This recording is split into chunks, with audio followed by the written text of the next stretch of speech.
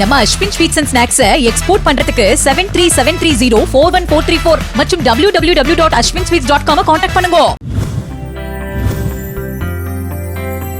அரியலூர் சட்டமன்ற தொகுதி அதிமுக வேட்பாளர் தாமரை ராஜேந்திரன் ராம்கோ நகர், நல்லாம்பதை, ஓட்டக்கோயில் உள்ளிட்ட பல்வேறு பகுதிகளில் இரட்டை இலை சின்னத்திற்கு தீவிர வாக்கு சேகரிப்பில் ஈடுபட்டார். அப்போது அதிமுக ஆட்சியில் செய்யப்பட்ட நலத்திட்டங்களை பட்டியலிட்ட அவர் தனக்கு வாக்களிக்குமாறு பொதுமக்களிடம் கேட்டுக் கொண்டார்.